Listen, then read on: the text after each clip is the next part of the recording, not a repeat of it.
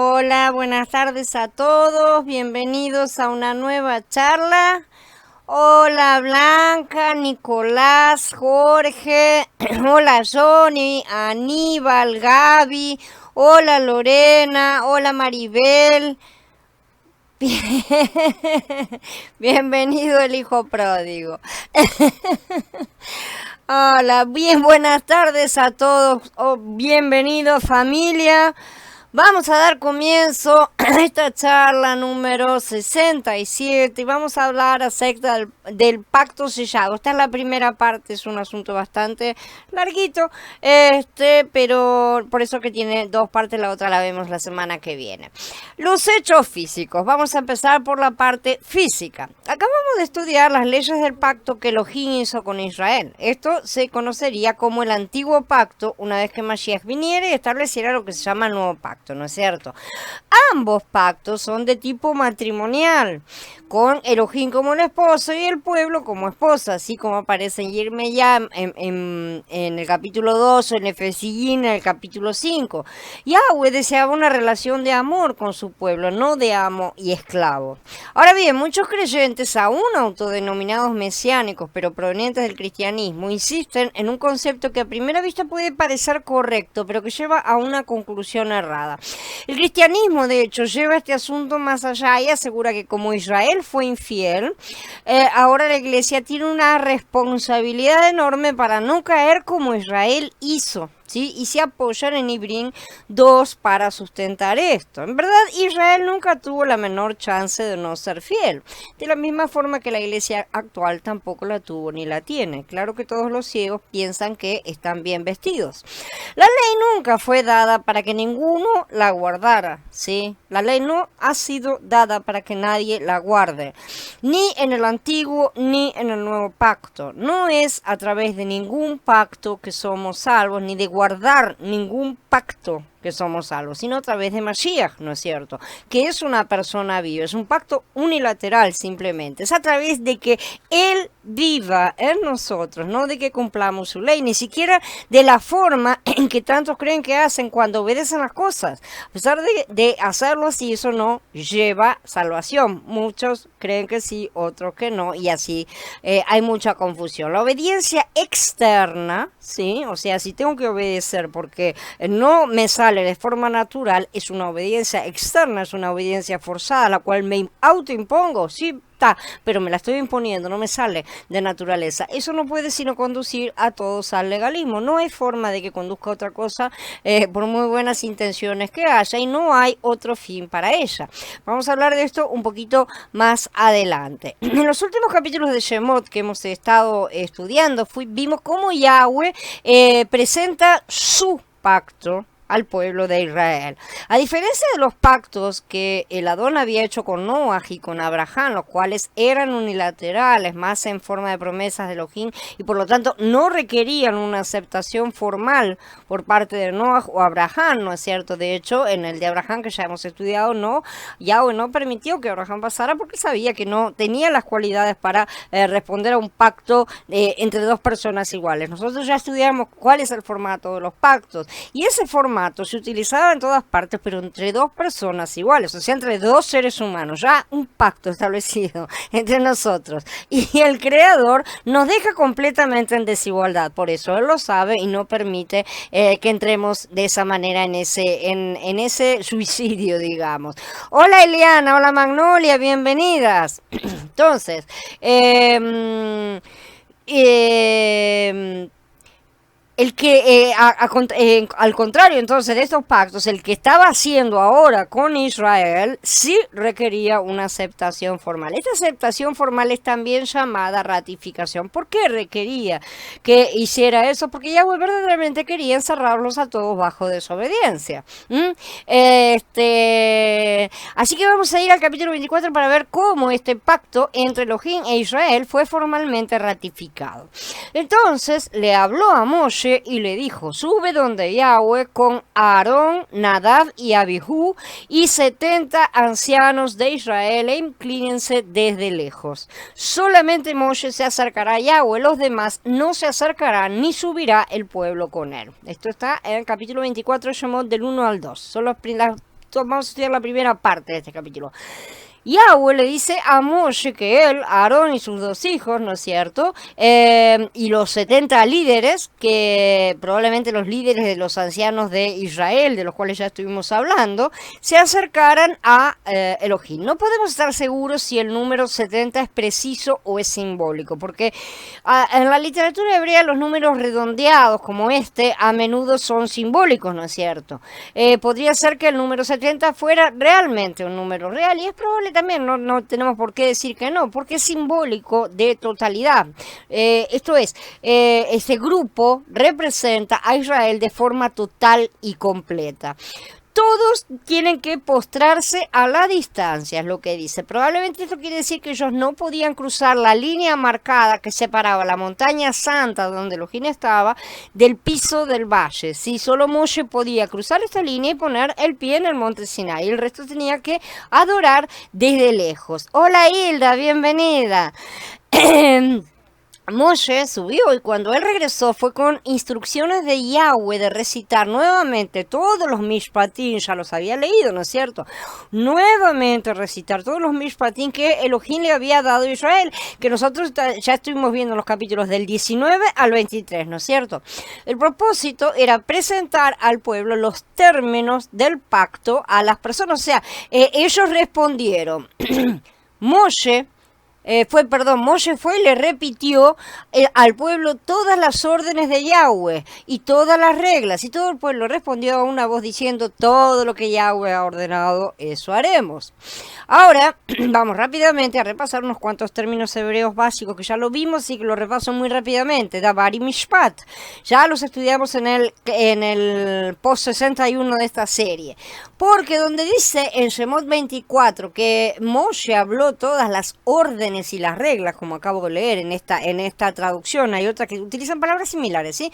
Puede decir las palabras o las leyes, algo parecido, pero siempre todo por ahí.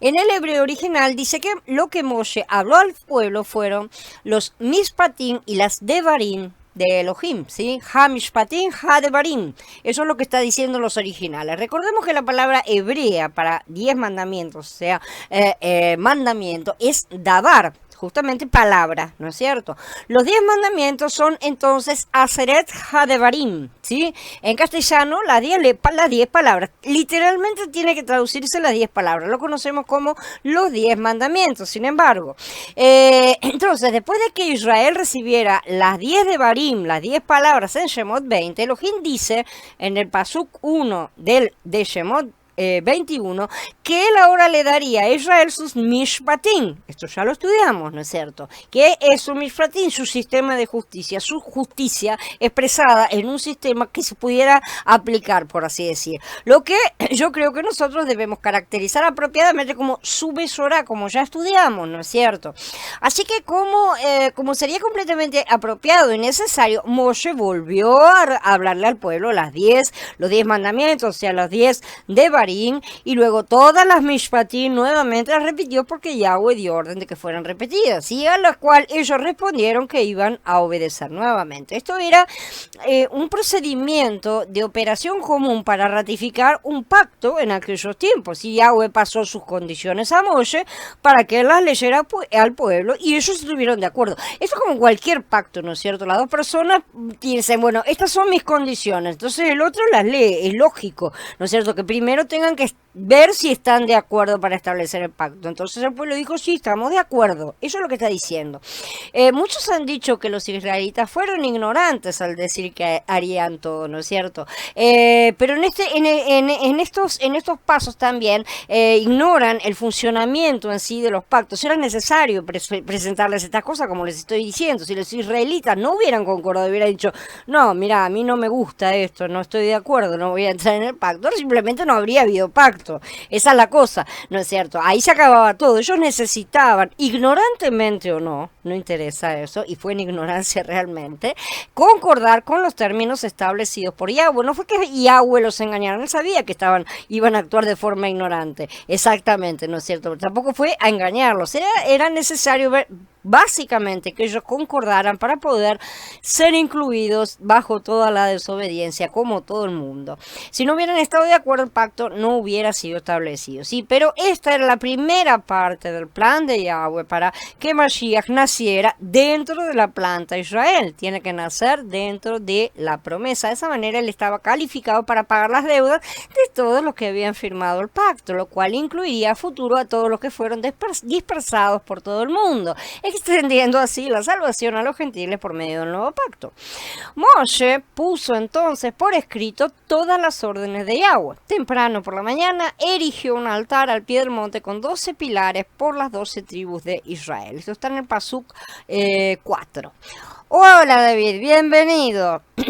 Sí, entonces, se nos dice que Moshe escribió esas palabras, y a diferencia de lo que algunos teólogos liberales quieren que nosotros creamos, sobre todo los de la alta crítica, sí, que han inventado toda una serie de que las escrituras se escribieron mucho después y que las escribieron sacerdotes, que ellos las deliraron y todo lo demás. El hecho es que se nos dice aquí mismo que todas las leyes dadas hasta ese momento fueron registradas, escritas en esa ocasión, no más tarde, ni cuando se acordaron, ni tampoco que unos sacerdotes siglos después iban a escribir esas leyes con sus mentes humanas y irían a creer a la gente que era más antigua. No, de ninguna manera. Luego, Moshe construyó un altar. Recordemos que un altar no es un monumento, es un lugar donde ofrecemos sacrificios, ¿no es cierto? Entonces es un lugar donde típicamente un animal es muerto ritualmente, ¿sí? Por medio de un ritual. Y Moshe también puso además 12 piedras para representar a las 12 tribus de Israel. Estas son típicamente llamadas piedras verticales o matzebah. Sí, la palabra en hebreo es matzebah, que eran un memorial, ¿sí? Usualmente relacionado con un acto de Elohim. Es cuando más se utiliza la palabra, es siempre referida a algún memorial, alguna señal levantada en algún ritual para Elohim, ¿sí? El uso de piedras verticales era muy común y corriente, y sabemos perfectamente que era muy común y corriente los postes, por eso se nos dice en las escrituras que los derriben, ¿no es cierto? En el Medio Oriente Antiguo se utilizaban en todas partes, por eso también a veces es traducido como ídolos o postes ídolo, ¿no es cierto? Columnas, inclusive también, que fueron creciendo hasta llegar a obeliscos, ¿no es cierto? Sabemos. Y esos eran memoriales a falsos dioses. En cambio, tenemos por el otro lado los memoriales al verdadero Dios, al verdadero Elohim y creador de toda la creación, ¿no es cierto? Que como podemos ver en todas las cosas, siempre hay copias de todo lo que siempre se había hecho antes. Entonces, acá podemos comprender que la columna no es en sí maligna, evidentemente, sino que lo negativo es a quién es levantada. Como todas las cosas, la acción muchas veces no es en sí maligna, ¿sí? Pero depende de a quién le entregamos las energías. Luego nosotros vemos el ritual de sacrificios, y esto es necesario y es común en todos los pactos de Oriente, como ya vimos en el capítulo 39 de la serie de Bereshit, de Génesis.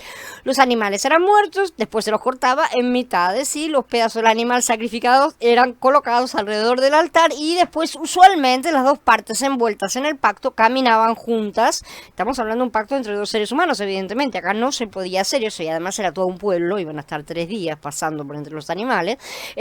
Se colocaban ahí las dos partes y las personas pasaban en el medio del animal o los animales cortados. Por ejemplo, en el caso de Abraham fueron varios. Y a nosotros no se nos dice si eso sucedió aquí literalmente, pero era lo más común en la época, así que es bastante probable. Y sí, continuó siendo la misma práctica en muchas otras partes en las escrituras mucho tiempo después. Designó a algunos jóvenes de entre los israelitas para que presentaran ofrendas quemadas y sacrificaran bueyes como ofrendas de bienestar para Yahweh. Moshe tomó una parte de la sangre y la puso en recipientes, y la otra parte de la sangre la roció sobre el altar.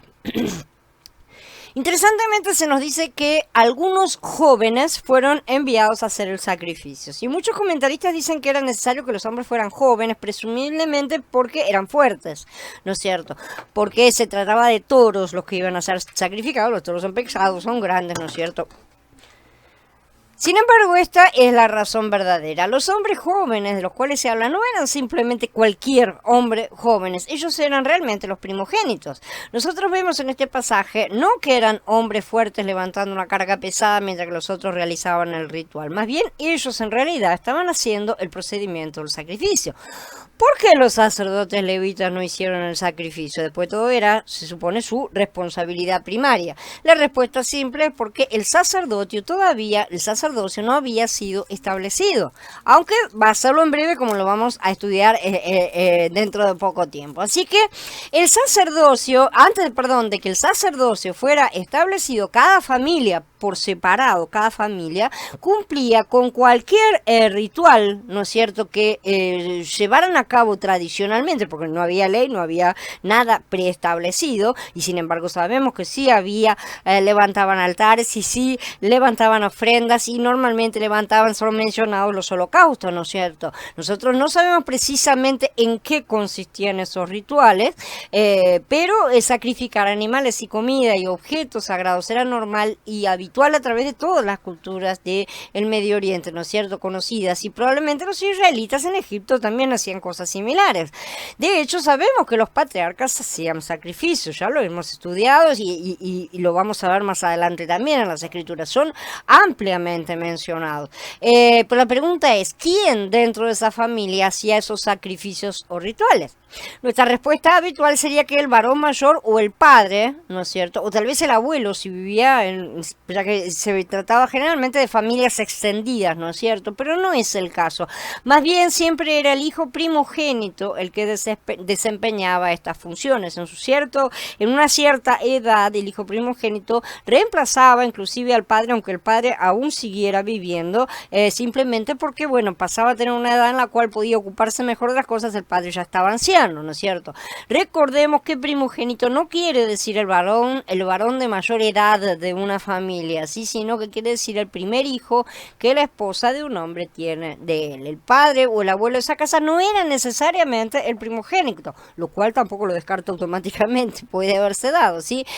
Si el hijo hubiera alcanzado la edad necesaria y se hubiera mostrado que tenía verdadera disposición para ocuparse de esas cosas, podría tranquilamente haber ocupado ese lugar. En realidad, esta realidad de la vida hebrea va a jugar un papel importante más adelante en el libro de Vayikra y en Bamidbar, como vamos a ver, ¿no es cierto? El primogénito tenía la posición del sacerdote de la familia, por eso vemos a los patriarcas ejerciendo ese derecho, ¿no es cierto? Pero eso fue solo hasta que el Adón estableció un sacerdocio oficial, el cual saldría de la tribu de Leví, como ya vamos a estudiar. Una vez que este sacerdocio fuera establecido, las familias individuales ya no podían llevar a cabo sus propios sacrificios, ¿sí?, ni usar sus propios altares, ni hacerlos a su propia manera. Significativamente, miles de primogénitos israelitas perdieron su valioso estatus de sacerdote de la familia por causa de los ídolos. Y esto lo vamos a estudiar dentro de poquitito. Más tarde, en la Torá, nosotros vamos a encontrar una sutil mención a la renuencia de parte de las familias de abandonar sus rituales privados, ¿no es cierto?, y de primogénitos a renunciar a sus derechos como sacerdote, como cabeza de la familia, pero también siendo sacerdote, ¿no es cierto?, y se negaban a entregárselo a ciertos miembros de la tribu de Leví, sobre todo, esto lo vamos a ver en el libro de Shoftim, de Jueces, con todas esas peleas en las cuales cada uno hacía lo que bien le parecía, ¿no? Entonces sigue y dice, entonces tomó el registro de la alianza y se lo leyó en voz alta al pueblo, y ellos dijeron, todo lo que ha dicho Yahweh lo haremos y obedeceremos nuevamente. Entonces acá puede parecer una repetición, ¿sí? Porque realmente es una repetición, pero en verdad esta es la oficialización del pacto. Antes leyeron y dijeron, sí, estamos de acuerdo, vamos adelante, y ahora lo están afirmando, están firmando literalmente, ¿no es cierto?, lo están haciendo oficial, ¿sí? La primera vez las condiciones fueron leídas para que la gente supiera qué era lo que estaba haciendo, y ellos concordaron verdaderamente. Esta segunda vez ya estaban en la ceremonia oficial, ¿sí? Y esta segunda vez es mucho más importante porque esta vez vez interviene el sacrificio y la sangre, ya está haciéndose todo plenamente. Moshe entonces tomó la sangre y la roció sobre el pueblo y dijo: esta es la sangre de la alianza que hace ahora Yahweh con ustedes tocante a todos estos mandatos. Estas fueron las palabras también que Yeshua citó en el momento de ratificar el nuevo pacto, porque esto es mi sangre de la alianza, la cual se derrama para el perdón de los pecados de muchos, dice en el capítulo 26 de Matías. Las palabras de Yeshua daban cumplimiento a la promesa del pacto dado a Moshe Israel, ¿no es cierto? La primera parte de la obra del Padre. Una parte de la sangre había sido entonces rociada sobre el altar para purificarlo. Y la otra parte de la sangre había sido puesta en tinajas, ¿no es cierto?, en vasijas, y ahora fue rociada sobre el pueblo israelita. La razón, esto significaba que la sangre del pacto los incluía, los cubría completamente, ¿no es cierto? Ahora bien, tenemos que comprender que Moshe no roció la sangre sobre cada individuo del pueblo, ¿no es cierto? Estaríamos hablando de varios millones de personas según las cuentas hipotéticas y cuántos toros hay que matar para eso, ¿no? Es evidente que hubiera sido demasiados animales. Por lo que debemos comprender ahora verdaderamente cuál fue la finalidad de separar a los 70 ancianos. Este número representa, como ya dijimos, la completitud total. Tanto el 7 como el 10 representan lo completo, pero mientras que el 7 se refiere a la plenitud y la perfección en el ámbito espiritual, o sea, la perfección divina, la perfección espiritual, el 10 está restringido a las cosas físicas o a las cosas de la tierra. Si 7 por 10 entonces es la plenitud en la tierra determinada en el cielo. En este sentido, muchas veces se lo utiliza como la totalidad, como todos, ¿no es cierto? Cuando se dicen 70, son todos. Estos 70 ancianos representaban a la totalidad de Israel y ellos fueron los rociados en nombre del resto del pueblo. El pueblo fue rociado a través de estos 70 ancianos. Hola Eduardo, bienvenido. Luego en el Pasuk 9, algo extraordinario, algo inesperado sucede. Elohim permite que Aarón, sus 2 hijos y los 70 ancianos crucen la pared, el límite, y ponga su pie en la santa montaña. Entonces Moshe y Aarón, Nadab y Abiú y los 70 ancianos de Israel subieron y vieron a Elohim de Israel. Bajo sus pies había una semejanza de un pavimento de zafiro, como el mismo cielo en pureza. Sin embargo, él no levantó la mano contra los dirigentes de los israelitas. Ellos contemplaron a Elohim y comieron y bebieron. Primero les había ordenado que no ultrapasaran los límites y ahora les permitía hacerlo. ¿Por qué? ¿Por qué hizo esta distinción? ¿Por qué esta diferencia de repente? Porque la sangre de ese sacrificio del pacto había hecho expiación por los pecados de la gente y ahora los representantes podían acercarse a Elohim. ¿Se entiende el poder de la sangre? Esto es exactamente igual con nosotros y Mashiach. Cuando nosotros aceptamos a Yeshua como nuestro Adón y Salvador, somos espiritualmente rociados con su sangre, ¿sí? Es decir, cubiertos con su sangre, y ahora, recién ahora, podemos acercarnos a Elohim puros ante sus ojos, mientras que antes no podíamos. Y dice que ellos vieron a Elohim. Aunque considerando que ningún hombre puede ver a Elohim y vivir, ¿no es cierto? Y que la descripción de lo que ellos vieron es algo muy similar a lo que Yahanan iba a ver más de 1000 y pico de años más tarde, ¿sí? O sea, esa es el área donde Elohim estuvo parado y se pavimentó con piedras preciosas. Esa es la apariencia que ellos vieron. Esto debió de haber sido justamente una visión, ¿sí? Muchos estudiosos dicen de que lo que sucedió aquí probablemente sea bastante similar a lo que sucedió con Abraham en el momento de cortar el pacto, ¿no es cierto?, con Elohim. Lo que él vio, una manifestación visual de Elohim en la forma de un crisol de fuego, de un horno humeante, ¿se acuerdan? Que pasaba entre las mitades de los animales. Obviamente, esa columna de fuego no es la imagen verdadera del Adón, ciertamente, ¿sí? Sino una cosa visual que le permitió comprender a Abraham que lo que estaba viendo venía de Yahweh verdaderamente, ¿sí? Entonces, lo que los hombres acá, a los que se les permitió subir al monte Sinai, vieron, no fue tampoco una imagen real de Elohim, sino una representación para que ellos comprendieran. Esto es una suposición, obviamente, porque nosotros a la distancia no tenemos el testimonio directo de ninguno, ¿no es cierto? De manera que no vamos a poner en duda lo que está escrito tampoco. No se trata de hilar tan fino las cosas, ¿sí?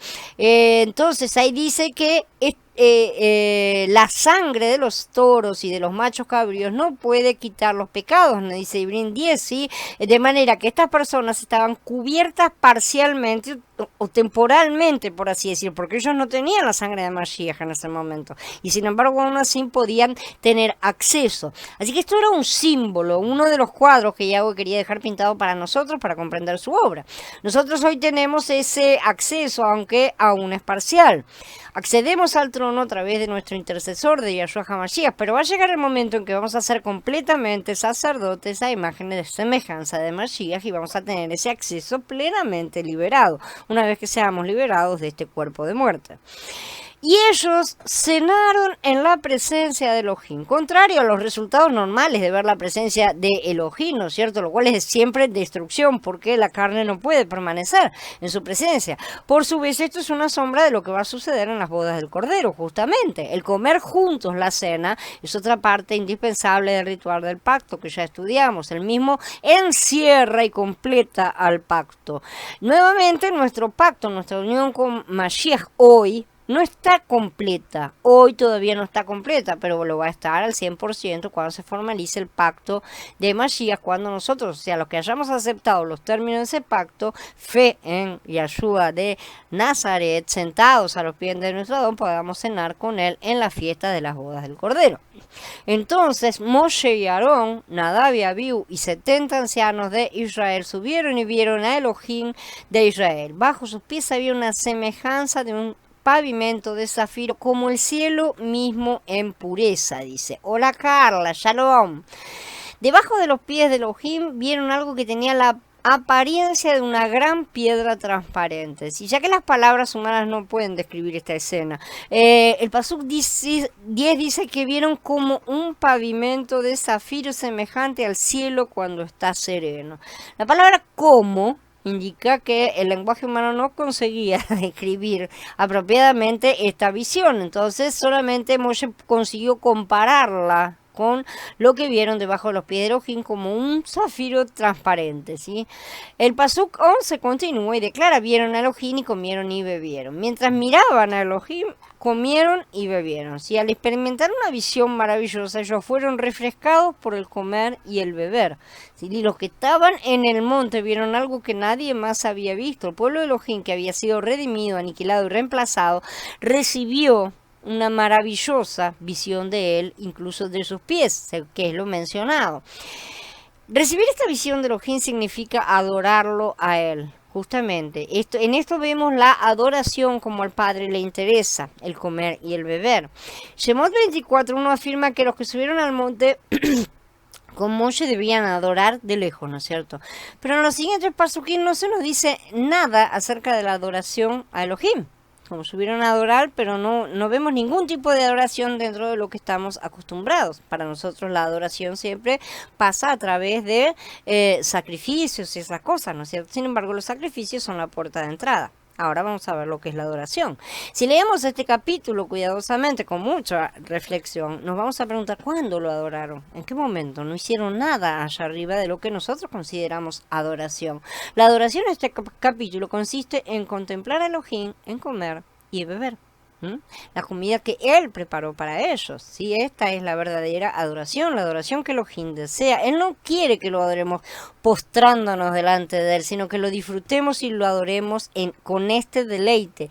Esto fue después tipificado, hecho sombra en las 3 fiestas en las que la gente debía subir, comprar todo lo que deseaba y comer en su presencia. ¿No es cierto? Esa era la cuestión. Estaban estaban tipificando justamente este gran placer de estar en la presencia del Padre, de poder estar acercándonos verdaderamente a adorarlo de la forma en que Él quiere, en que Él desea. Esos son las fiestas, a la aproximación a lo que Él desea como adoración. Y obviamente no nos estamos refiriendo a comidas físicas, sino a la comida espiritual y a la cada vez mayor cercanía, ¿no es cierto?, del hombre con su creador, justamente, cada vez ir acercándonos más a él y más disfrutarlo. Esto es lo que hacían los antiguos israelitas cuando subían al templo. Ellos comían en su presencia, dice, y gasta el dinero en todo lo que desees, ganado, ovejas, vino u otra bebida embriagante o cualquier cosa que desees, y debes festejar allá en presencia de Yahweh Elohim y regocijarte con tu familia. Esa era la adoración. Subirás a adorarme, ¿y qué vas a hacer? Comer conmigo. Esa es la adoración que el Padre quiere. Por supuesto, acá es una tipificación, ¿sí?, en la cual la gente llevaba la comida y realmente comían de verdad. Y no está mal, justamente porque también los hermanos lo hacían, los primeros convertidos, continuaban perseverando en la enseñanza de los enviados, en el compartir unos con los otros, en el partimiento del pan y en las oraciones. Todos los días asistían unánimemente al templo, partían el pan en las casas y comían juntos con alegrías y sencillez de corazón. Partir el pan no es un ritual, partir el pan es una cosa muy normal en el Medio Oriente, es una cosa bastante básica, porque el tipo de comida que se come en Medio Oriente siempre va acompañado con el pan.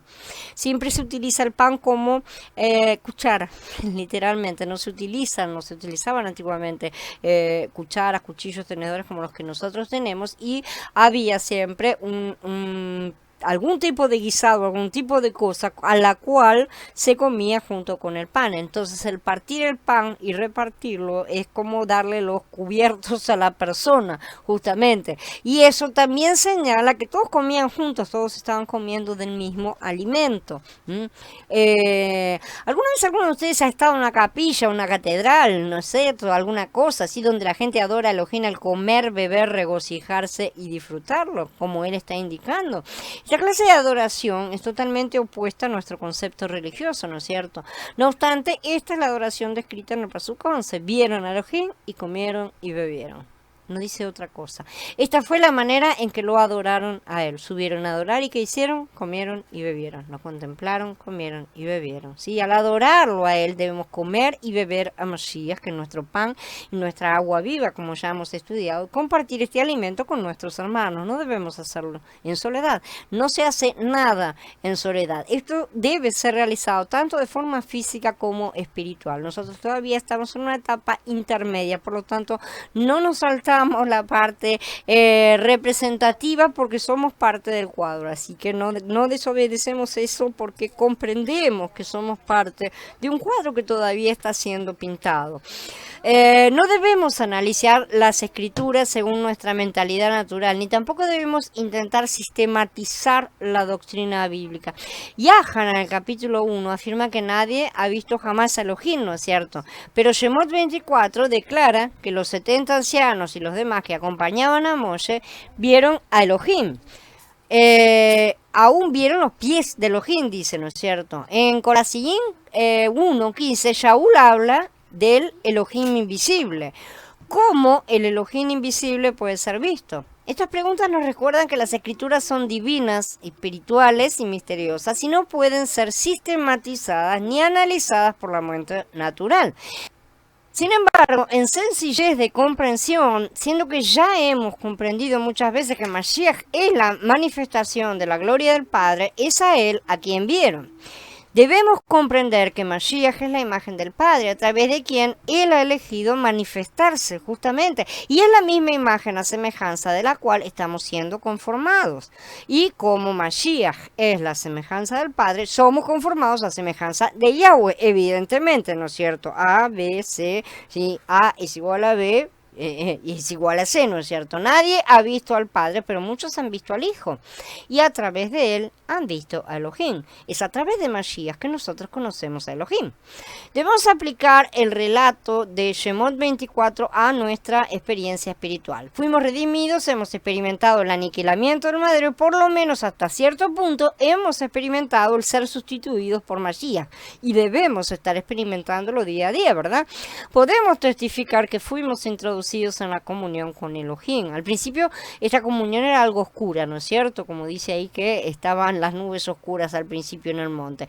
Pero finalmente durante el transcurso de nuestra comunión con Él, el cielo se hace claro y aún hermoso, un cielo sereno, como dice. Después aparece, parece que realmente percibimos cierto elemento espiritual. Ahí es esa comparación que se hace con un piso de zafiro que parece un cielo transparente, o sea, una cosa que es sobrenatural, no se está consiguiendo explicar de manera correcta y nosotros tenemos ese tipo de experiencia que no conseguimos transmitir literalmente también, no que necesiten ser visuales en sí, sino que son verdaderamente experiencias espirituales. Si hemos experimentado Elohim de esta manera, eso es una señal de que nuestra comunión con Él ha sido enriquecida y elevada y verdaderamente nosotros tenemos que apuntar a seguir subiendo la montaña, ¿no es cierto? No estar siempre allá abajo con el pueblo.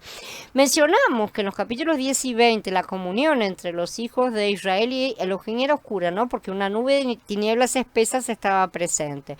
Sin embargo, en el capítulo 24, después de que la sangre del pacto fue rociada sobre el pueblo, el cielo se aclaró. El cielo se limpió completamente, no hubo relámpago, no hubo más amenaza, no hubo tensión, no hubo dificultad, nada. Todo el ambiente se tranquilizó y se apaciguó, ¿sí? No hemos entrado en este ambiente en nuestra comunión con Elohim, verdaderamente eso necesita ser experimentado. Podemos recibir la visión celestial del edificio de la morada de Elohim, que es lo que va a recibir Moshe en breve, solo cuando estamos en este ambiente. Claro, esto era... Perdón. Esto era necesario para recibir la visión del tabernáculo en el Tanaj y también es necesario para tener la visión de la congregación hoy. Sin embargo, la gran mayoría de la gente estaba en el pie del monte y no podía recibir esa visión. Esa es la realidad también hoy. La mayoría de la gente está lejos. La mayoría de la gente no consiguen llegar, ni siquiera tener acceso no digo al santo o de los santos, sino siquiera al lugar santo. Si no han tenido esta clase de visión, que evidentemente, repito, no es literal, sino que es espiritual, es que aún tienen que llegar al monte Sinai, permanecer ahí con el altar, los sacrificios y la sangre, que es lo que vimos antes, ¿sí? Después, en su comunión con Elohim, el cielo finalmente se debe aclarar, ¿sí? Podemos alcanzar su presencia cuando entramos en comunión con Él, comemos y bebemos con Él en su presencia a Mashiach para nuestro crecimiento y santificación y para el placer del Padre. Permanecer con Yahweh bajo su gloria. Yahweh le dijo a Moshe, sube a mí en el monte y espera allí, te daré las tablas de piedra con las enseñanzas y mandamientos que he escrito para instruirlos. Así que Moshe y su ayudante Yahoshua se levantaron y Moshe subió al monte de Elohim. A los ancianos les había dicho, espérennos aquí hasta que regresemos a ustedes. Tienen a Aarón y a Hur con ustedes, que todo el que tenga un asunto legal se acerque a ellos. Esto está en Shemot en el capítulo 24. En el Pasuk 12, Yahweh llama a Moshe de regreso a su montaña, ¿no es cierto? Y le da las 10 palabras, pero ahora escritas en las tablas de piedra por el mismo dedo de Elohim. Interesantemente, Yahoshua fue con Moshe, es lo que dice, ¿no es cierto? Aun cuando Yahoshua es mencionado brevemente y después no se dice más nada acerca de él. Esto muestra cuán temprano Elohim había comenzado el proceso de separar y entrenar a Yahoshua, hijo de Nun, ¿no es cierto?, que sería el próximo líder de Israel. Shalom, Javier. Entonces, Yahoshua estaba ayudando a Moshe y lo estaba ministrando. Yo he estudiado este capítulo muchas veces, pero no he podido saber dónde se encontraba Yahoshua, ¿no es cierto?, cuando Moshe estaba con Elohim recibiendo las tablas de piedra, la ley y los mandamientos, que dice, como están mencionados en el Pasuk 12. En el Pasuk 14, Moshe le dice a los ancianos, espérennos aquí hasta que regresemos a ustedes. tienen a Aarón y a Hur con ustedes, que todo el que tenga un asunto legal se acerque a ellos. El uso de nosotros indica que Yahoshua no permaneció con los ancianos. Entonces, ¿qué hizo? ¿A dónde fue? ¿Sí? Después que Moshe subió al monte, la nube cubrió al monte. No se dice una palabra acerca de Yahoshua, de manera que no sabemos exactamente dónde estaba. El hecho de que no podemos localizarnos, sin embargo, tiene una gran significación espiritual. En nuestra experiencia podemos llegar a la etapa de ver a Elohim, verlo bajo un cielo claro, sin alcanzar la etapa de permanecer con él bajo su gloria. En ese momento parece que no podemos ser ubicados verdaderamente. Estamos en un paso intermedio. Los demás no saben dónde estamos y probablemente nosotros mismos tampoco lo sepamos, ¿no es cierto? Por una parte, no podemos volver a la experiencia de ver a Elohim bajo un cielo transparente porque no se puede regresar, pero por otra parte todavía no hemos entrado en la gloria en plenitud. La razón es sencilla. En nuestra experiencia espiritual de comunión con Elohim, seguimos siendo Yahoshua. Esa es la realidad nuestra, ¿no es cierto? O sea, es un tipo de lo que nosotros somos porque todavía estamos en un estado a medias, en el cual tenemos totalmente la carne. Todavía no somos Moshe, todavía no estamos en una plenitud en la cual podamos llegar a subir. Por supuesto, Moshe era un tipo, ¿no es cierto? No es que Moshe hubiera sido ya glorificado en ese momento. Lo que estaba simbolizando es lo que interesa. Así como no somos capaces de localizar a Yahoshua en el resto de este capítulo, tampoco podemos ser ubicados por los demás, ni podemos decir exactamente dónde estamos, porque estamos todavía en una etapa que es de transición y a medias entre dos pasos, ¿no es cierto? Entonces un poco de uno y un poco del otro, como ya hemos estado hablando en otras charlas. Este es un aspecto justamente de nuestra experiencia con Elohim. Aarón y Hur entonces fueron dejados a cargo en el campamento. Hur no era un hijo de Aarón, pero la tradición dice que él era su yerno. Al menos era obvio que aún por encima de los hijos de Aarón, Hur fue un hombre especialmente seleccionado para ser asistente de Aarón, ¿no es cierto? Dado que siempre se lo menciona junto con él. Después que Moshe subió al monte, la nube cubrió el monte, la presencia de Yahweh y su morada en el monte Sinai, y la nube lo ocultó por 6 días. En el 7º día llamó a Moshe de en medio de la nube. Ahora la presencia de Yahweh parecía a los ojos de los israelitas como un fuego consumidor en la cumbre del monte. Moshe entró en la nube y subió al monte, y Moshe permaneció en el monte por 40 días y 40 noches. Entonces se nos dice que la gente de Israel fue testigo de la gloria de Elohim, que en hebreo es la palabra kabod, que quemó, ardió como un fuego inextinguible en el tope de la montaña santa, abajo en el valle en el cual estaban todos los 3 millones de personas acampados, ¿sí? Y en el tope de la montaña, Moshe permaneció entonces ahí 40 días, dice, y 40 noches, justamente recibiendo la enseñanza más importante y extensa que ningún hombre hubiera experimentado, ¿no es cierto? También se nos dice que los primeros 6 días la nube escondió la presencia de Elohim, y recién en el 7º día, el Adón comenzó a darle a Moshe más instrucciones. Recién en el Shabbat, digamos. Aquellos primeros 6 días eran como una preparación para Moshe, ¿sí? Un tiempo de contemplación espiritual antes de que él estuviera delante de la misma presencia del Elohim poderoso. Este es un paralelo justamente con la semana espiritual humana y con la de la humanidad. 6 días el hombre trabajará y el 7º descansará justamente. 6.000 años hay para el trabajo del hombre, pero en el milenio entrará en el reposo de Mashiach y dejará de hacer sus obras vanas. Aún así vemos que buena parte del pueblo, incluyendo los ancianos rociados que habían podido subir una parte del monte, quedan afuera. Tenemos personas entrando en la gloria de Yahshua, Moshe, que representa a los vencedores, personas a mitad de camino, que son los levitas desviados de Yahezkel 44 y 48, y personas que solo fueron rociadas nominalmente, ¿sí? O sea que otros fueron rociados en nombre y lo estaban cubriendo, que fue el pueblo a través de sus representantes. El pacto de la sangre de Yahshua también es el fundamento de todo nuestro crecimiento y madurez en Mashiach.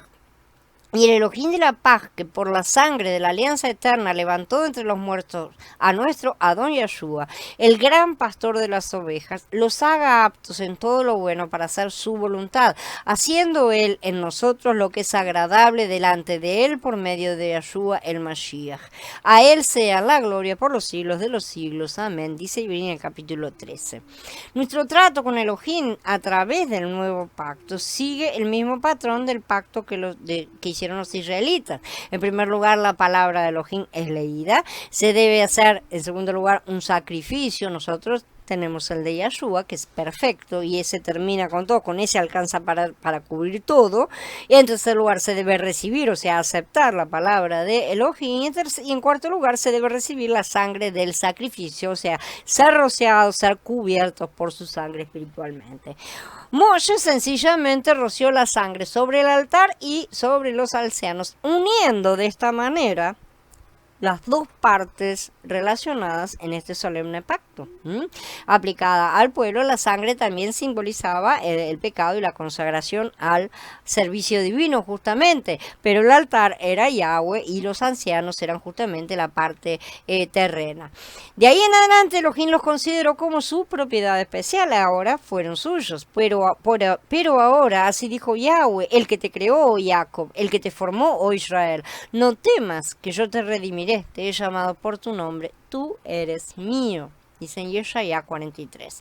Librados del pecado, nosotros también llegamos a ser siervos de Elohim. Pero si andamos en luz, como Él está en luz, tenemos comunión unos con otros, y la sangre de su Hijo Yahshua nos limpia de todo pecado. Dice Yahanan Aleph en capítulo 1. Romanín 6 dice, pero ahora, libres del pecado y hechos servidores de Elohim, obtienen el beneficio de una consagración que culmina en vida eterna.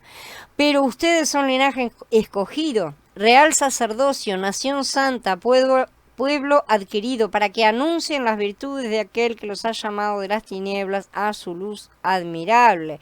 Y siguen, que Aleph en el capítulo 2. En Shemot 24, la mayoría del pueblo estaba al pie, ¿no es cierto?, del monte Sinaí. Algunos estaban en el monte muy lejos de Elohim. Moshe estaba en la cima del monte, bajo la gloria de Elohim directamente. Un ejemplo de esta diferencia en cuanto al grado de distancia, ¿no es cierto?, la separación que hay entre la gente y Elohim, es el tabernáculo, justamente, con el atrio, el lugar santo y el lugar santísimo, que lo vamos a estudiar en breve. El pueblo al pie del monte estaba en el atrio, o sea, alrededor del altar.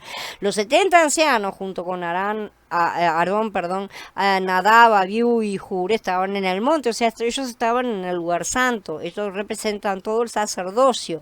Y Moshe, en la cima del monte, estaba en el lugar santísimo, donde estaba la gloria de Yahweh. Él es el sumo sacerdote, ¿sí? Más adelante, después de que el tabernáculo fuese construido, el sumo sacerdote pudo realmente entrar en la gloria de Elohim dentro del lugar santísimo del tabernáculo, donde él podía recibir revelación y visión de Elohim acerca de su pueblo. El principio es el mismo en Shemot 24 con Moshe en la cima del monte, directamente debajo de la gloria de Elohim, recibiendo mandamientos de Yahweh para poder enseñar al pueblo. En una época, yo decía lo mismo que muchos cristianos, que hoy todos somos sacerdotes y no tenemos ni clero ni laicado, ¿no es cierto? Sin embargo, este concepto está equivocado, es la verdad, ¿no es cierto? No está del todo correcto. Como todas las cosas, no resiste la prueba de caminar las escrituras. Ese es el punto de muchas cosas. En primer lugar, somos hoy tan sacerdotes y reino como hemos sido cabalmente liberados del pecado para todos fines prácticos. O sea, estamos bajo la promesa, pero no ha sido realmente culminado todo en plenitud. El sacrificio de Yahshua es cabal, la promesa del Padre es firme, sí, pero justamente eso es promesa. Eso ha sido ejecutado en los cielos y ha sido completamente determinado, pero en la tierra aún no se ha cumplido, no se ha manifestado en su forma física. Hoy los creyentes hemos recibido el Ruach de la promesa que nos sella, pero seguimos cargando con nuestro viejo hombre, por lo tanto no vemos la cabalidad de las cosas. Si esto no fuera así, ya uno se habría quejado de tener una ley de pecado aún en su interior. Como todas las cosas de las escrituras, confundimos los hechos con la promesa generalmente en la eternidad, es decir, donde Elohim está, él está fuera de nuestra burbuja, no hay diferencia alguna, verdaderamente. Lo que él haya dicho ya es y ciertamente será. Acabó, no hay discusión, ¿no es cierto? Si él lo dijo, será. Ya para nosotros existe una diferencia entre la promesa y la acción cumplida de esa promesa. Además, nosotros nos tratamos como seres humanos que podemos alterar las cosas y hacer lo que se quiere, ¿sí? Y vemos normalmente estas cosas como dos cosas separadas. Lamentablemente no podemos tratar de ver las cosas espirituales con nuestra mente carnal, cosa que insistimos. A pesar de que no cabe la menor duda de que seremos sacerdotes y de que en el plano espiritual ya ha sido determinado, ¿no es cierto? Y ya lo somos, la verdad es que aún hoy no podemos ejercer plenamente como tales, porque no tenemos esa capacidad en plenitud. Aunque si le permitimos verdaderamente que trabaje en nosotros, muchos estamos siendo capacitados. Estas diferencias entre los tres grupos no solo representan tres tipos de personas, sino también tres niveles en nuestra propia vida personal de crecimiento. Muchos santos se encuentran en el atrio con el altar y la sangre rociado. Otros ya entraron en el lugar santo para disfrutar comunión con Elohim hasta cierto grado, porque es una comunión todavía limitada. Sí, algunos ya están en el lugar santísimo bajo su gloria. La idea es justamente ir pasando, ¿no es cierto?, ir creciendo e ir rasgando los velos. En realidad Moshe era el único en recibir la visión directa del tabernáculo. Él fue el único que la recibió de forma directa. Los 70 ancianos que adoraban de lejos no recibieron esa visión de forma directa. Durante los 40 días en que Moshe estuvo con Elohim en la cima del monte, ellos estaban esperando. Les tomó entonces 40 días a Moshe recibir una visión detallada de la morada de Elohim. Debemos considerar el cuadro descrito aquí en Shemot 24 y preguntarnos dónde estamos en nuestra comunión con Elohim. Necesitamos preguntarnos firmemente y comprender dónde estamos, porque siempre tenemos que estar en el lugar más cercano a él. Esa es nuestra meta. Si no estamos todavía ahí, tenemos que seguir caminando, tenemos que seguir esforzándonos. Si entonces estamos con el pueblo al pie del monte, estamos con lo del monte, o somos Moshe en la cima del monte, o todavía somos Yahoshua, ¿no es cierto? Que no puede ser ubicado, porque en nuestra experiencia estamos entre el cielo transparente y la gloria de Elohim por encima del monte. Entre los creyentes contemporáneos existen distintos grados de comunión con Elohim y diferentes grados de acercamiento a él, ¿sí? La mayoría están en el atrio, es decir, al pie del monte, ¿no es cierto?, allá afuera. Otros, un número más pequeño, están en el monte, o sea, el lugar santo, ya tienen un servicio mayor y están dedicándose más. Muy pocos han llegado a la cima del monte, es verdad, y esa es nuestra meta, esa debe ser nuestra meta. Si queremos ser vencedores, ciertamente no hay otro lugar donde debamos estar. La presencia de Yahweh hizo morada en el monte Sinai y la nube lo ocultó por 6 días. En el 7º día llamó a Moshe de en medio de la nube. Ahora la presencia de Yahweh parecía a los ojos de los israelitas como un fuego consumidor en la cumbre del monte. Resulta muy difícil describir la apariencia de la gloria de Elohim, ¿no es cierto? Aquí la gloria es comparada con una nube, también con un fuego consumidor, con un cielo, o sea, hay muchas formas, ¿no es cierto?, en que es comparada. En realidad la gloria de Elohim no es ni nube ni fuego, no podemos describir plenamente lo que es la gloria de Elohim. Nosotros no tenemos palabras ni capacidad para describirlo. Y esto nos recuerda que como seres humanos podemos entender las cosas espirituales solamente hasta cierto grado y no debemos abusar de nuestra comprensión, ¿no es cierto? Simplemente no es posible entender completamente estas cosas con esta mente que tenemos. Ya llegará el momento de entenderlas. Ahora veamos la comprensión espiritual de todo esto. Vamos a estudiar todas estas cosas desde el punto de vista espiritual. Después de la promulgación de la Dabar y los Mishpatim, Elohim le dijo a Moshe que llevara a los líderes, ¿no es cierto?, a fin de que permanecieran con él para que recibieran la visión que iba a darles del tabernáculo, ¿sí? Así que el libro de Shemot empieza con la redención de Elohim y concluye con su morada. Ese es el comienzo y el fin del libro de Shemot. Elohim necesita que su pueblo sea su morada en la tierra. Está errado aquí interpretar que Mashiach tuvo que venir porque el pueblo elegido había caído.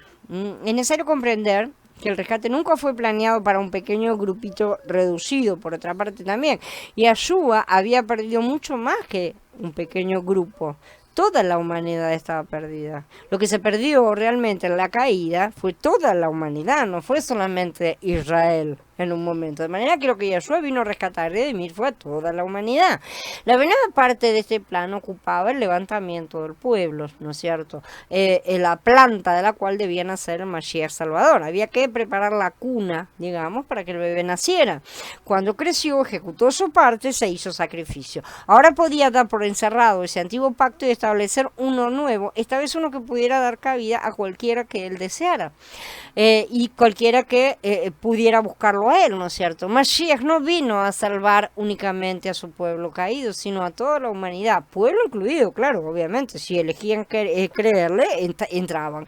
Es inútil insistir en linajes de sangre para sentirse especiales y seguros si Yahweh busca redimir toda la creación, o sea, todo lo perdido. Cumpliendo los pasos necesarios, Elohim primero rescató a su pueblo, los liberó del cautiverio egipcio y los llevó al desierto para tener una comunión íntima con él. En los mensajes acerca de los capítulos 19 al 23 vimos la comunión íntima y completa que Yahweh tenía con su pueblo escogido y redimido, ¿no es cierto? En esta comunión, él se reveló a ellos. Él dio a conocer la clase de Elohim que es. Muchos creyentes, tanto judíos como cristianos y hasta los mesiánicos, piensan que al dar los 10 mandamientos, ¿no es cierto?, él estaba dando simplemente un decreto de la ley, una cosa para ser obedecida. Esto es cierto solo en la superficie del plano material, pero en la realidad del plano espiritual no es así. Dar la ley era la revelación de lo que Elohim es, literalmente. Dar la ley es la esencia, es mostrar un cuadro en el cual dice Yahweh, esto soy yo, sé perfecto como yo lo soy. Cuidado con tratar de decirle todo eso haremos. Eso significa que por medio de la promulgación de la ley, ¿no es cierto?, Elohim se reveló verdaderamente a su pueblo. En el Tanaj la ley es llamada el testimonio. Cuando terminó de hablar con él en el monte Sinai, le dio a Moshe las 2 tablas de la alianza, tablas de piedra escritas con el dedo de Elohim. Lo correcto es traducir las 2 tablas del testimonio. Este testimonio es un cuadro, una fotografía de Yahweh mismo, si es su esencia. La ley con sus ordenanzas nos muestran la clase de Elohim que tenemos, nos muestran a Él, lo están describiendo a Él. Querer tirar la ley a la basura es querer tirarlo a Él, y esa sigue siendo la rebeldía del corazón humano, ¿no es cierto? Al leer los 10 mandamientos y todos los mishpatim de la ley, podemos apreciar la imagen de Elohim. La clase de ley que promulgan los legisladores siempre revela la clase de personas que son. De hecho, la ley que promulga una persona siempre revela a esa persona por detrás escrita. Como es la persona, de esa manera será su ley. En el mismo principio, la Dabar, con los Mishpatim, nos dan un cuadro detallado de Elohim completo, mostrándonos lo que es. Él es, ¿sí? Él es esa ley perfecta. Él es eso, literalmente, ¿no es cierto? Cumplir esa ley, si alguien pudiera, es ser perfecto como Él es. Y cuando digo como si alguien pudiera, me estoy refiriendo a alguien humano simplemente porque Yahshua lo hizo, ¿no es cierto? Entonces, no podemos cumplir por obediencia, sino por naturaleza. Eso es lo que Él quiere que entendamos, ¿sí? La única manera de cumplir esa ley es ser esa ley. Así que tenemos que nosotros ser esa ley. Esto significa que Él grabará esa ley en nuestros corazones. Justamente por esta razón no debemos conformarnos con solamente citar los 10 mandamientos, porque conocerlos acerca de decir, no tengo que tener dioses ajenos, no hacer imágenes, no usar en falso el nombre de Elohim, no robar, no matar, no dar falsos testimonios, todas esas cosas, no es suficiente. Para nada, eso es una comprensión externa, ¿no es cierto? Conocer una cosa no es ser. Y esa es la diferencia entre el árbol del conocimiento y el árbol de la vida. Mientras tengamos que aprender acerca de esos mandamientos, continúan siendo externos a nosotros. Y ahí está la cosa. La ley continúa siendo externa y Yahweh continúa siendo externo. Entonces, podemos cuanto mucho hacer la ley, ¿no es cierto? Pero no ser la ley. Ella no está en nuestra naturaleza, por eso tenemos que esforzarnos por cumplirla. Nuestro Padre, al contrario, es la ley y la cumple de manera espontánea. Lo que Él quiere que nosotros cumplamos es lo que Él es, literalmente, ¿sí? Por eso tenerlo a Él en nuestro interior es tener esa ley que tantos quieren abolir.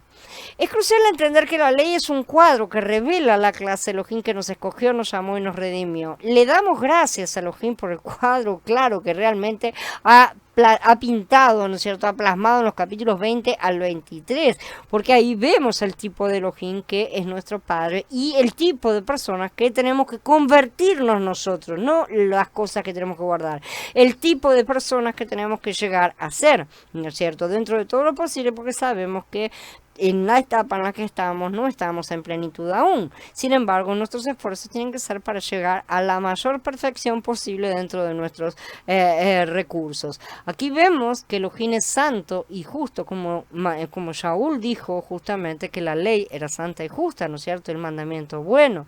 Yahweh está lleno de amor y de luz. Por ser santo no hay nada común, simple en él, ¿no es cierto?, cotidiano, corriente.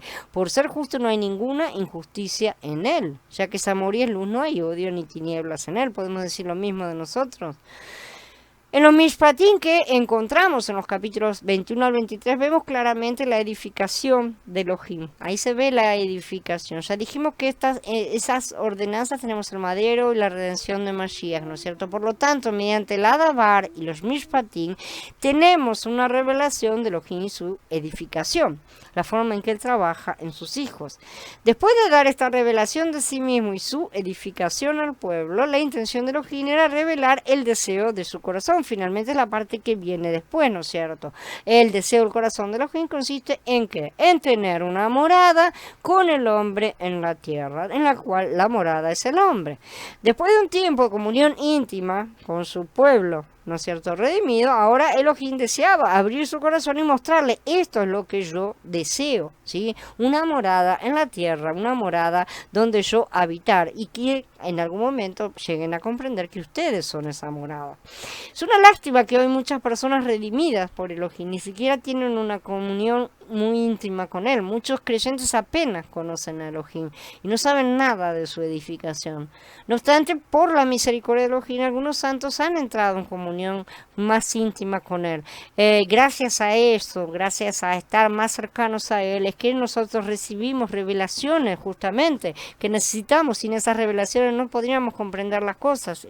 El Ruach necesita de estos elementos justamente, por eso tenemos que esforzarnos por ser estos elementos, para que él pueda darnos cada vez más revelación a su pueblo, para que crezcamos, no sigamos siempre achatados, ¿no es cierto?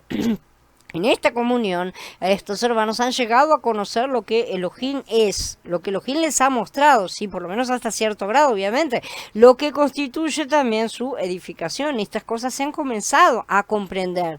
Sin embargo, en muy pocas ocasiones encontramos a creyentes que realmente han sido introducidos en el deseo del corazón de Elohim. Vemos que su deseo consiste en tener una morada en la tierra. El hombre no siempre acompaña este deseo, lamentablemente. En las reuniones de los creyentes contemporáneos, en las congregaciones y servicios, ¿no es cierto?, raras veces oímos un mensaje sobre el edificio de Elohim, a menos que estén pidiendo plata para construir algún templo, ¿no es cierto? Aunque sí hablen de la comunión entre Elohim y el hombre, eso muchas veces lo mencionan. Se puede exhortar a los creyentes a pasar tiempo en la presencia de Elohim y a tener comunión con él, pero ¿dónde están los mensajes sobre la edificación? Necesitamos la edificación, porque si no, no hay comunión. Es necesario que los creyentes empiecen a aprender que para ser de verdad templos tenemos que ser edificados, ¿sí? Algunos parecen pretender ser templos con la misma apariencia de chozas que tenían antes de ser salvos. Es una vergüenza. Y eso es desprecio a nuestro Creador, porque quiere decir que ni siquiera nos damos, si un rey nos diera algún beneficio, por lo menos nos bañaríamos para ir a recibirlo, pero nosotros ni eso queremos hacer. ¿Sí? Este asunto está descuidado por los creyentes contemporáneos.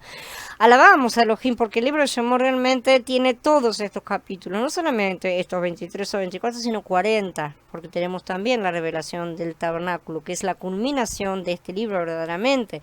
El capítulo 24 es un puente, lo que estamos estudiando, que conecta los 23 primeros capítulos con los últimos 16. Y en este mensaje, en el siguiente, vamos a caminar sobre este puente y vamos a pasar de una sección de Shemot a la siguiente. Cuando lleguemos al otro lado, que se compone de los capítulos 25 al 40 en pleno, vamos a ver el deseo del corazón de Elohim acerca del tabernáculo construido por su pueblo en la tierra. Aunque anhelemos llegar al otro lado, no podemos hacerlo sin pasar cierto tiempo en este puente. monte, porque es muy importante. Entonces él le dijo a Moshe que subiera al monte, ¿no es cierto? Y que se inclinaran desde lejos, nuevamente los pasuquín 1 y 2 de Shemot 24. En este momento, cuando él los llama para subir, Yahweh tenía un propósito determinado al requerir que estos líderes subieran, ¿no es cierto? Quería mostrarles la visión, el diseño, el plano del tabernáculo como su edificio, y quería pintar también ese cuadro completo que estábamos hablando, justamente del atrio, el lugar santo y el lugar santísimo. Y así fue colocando a la gente en la subida al monte, para que comprendiéramos que el tabernáculo es una subida al monte, literalmente. Cuando estamos en nuestro tabernáculo tiene que llevarnos a subir, a elevarnos cada vez más hasta llegar al santo de los santos, en la comunión gloriosa con Yahweh mismo. Entonces, esto también debían comprenderlo, que la humanidad caída no tiene la menor posibilidad de reconectarse con Elohim a menos que él mismo provea la solución. Él quería mostrarles sus deseos, pero ellos no podían acercarse a su presencia, estaban todavía muertos. Por ese motivo, antes de revelarle los planos de su tabernáculo, Yahweh les presentó la ley. La aceptaron y firmaron el pacto. ¿Qué les estaba presentando? Como ya dijimos, les presentó a él mismo. La gente no entendía que le estaba presentando a él mismo. Pero Yahweh, al presentarse de esa forma, les estaba diciendo: yo soy santo, ustedes no pueden estar en mi presencia. Ustedes necesitan entender lo santo, lo kadosh que yo soy, para poder entender toda la suciedad que ustedes mismos tienen.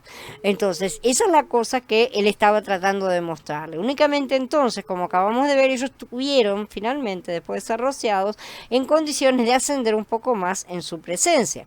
Quisiera que quede claro que la revelación que recibió Moshe en el monte de Elohim constaba de dos partes. La primera parte era la promulgación de la ley en comunión íntima con Elohim.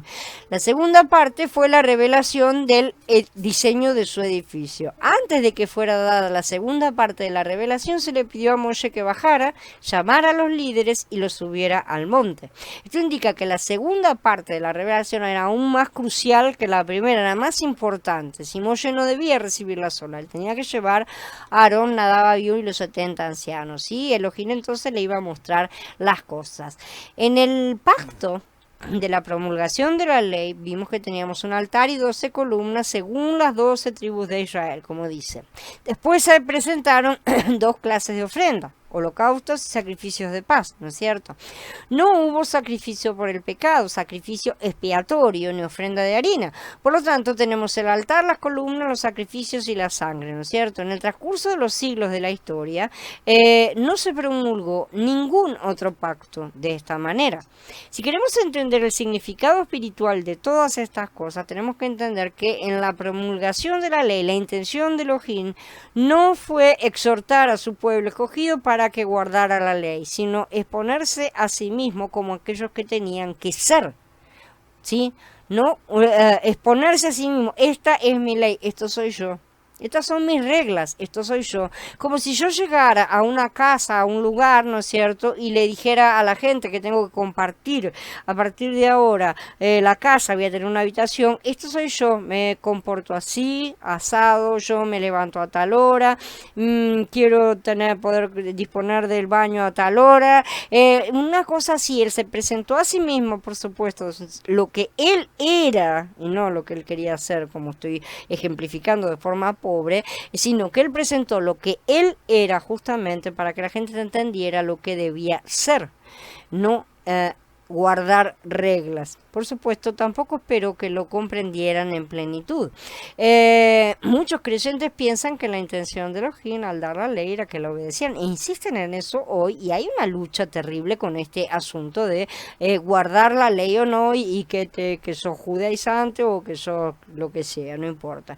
Ellos dicen que si Elohim no esperaba que su pueblo guardara la ley, ¿para qué se la dio?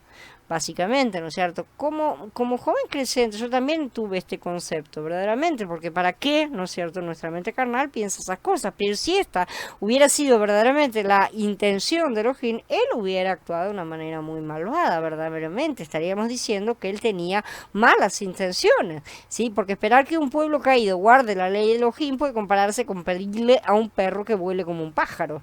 Más o menos, tiene la misma posibilidad uno que el otro. Elohim jamás sería tan insensato y tan malvado de pedir una cosa así.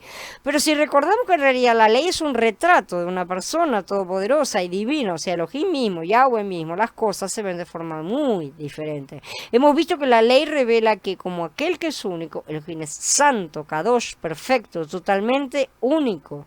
Además es recto, lleno de amor y luz. Las leyes que él promulgó en realidad son descripciones de sus numerosas virtudes y atributos. Son cosas que él es verdaderamente.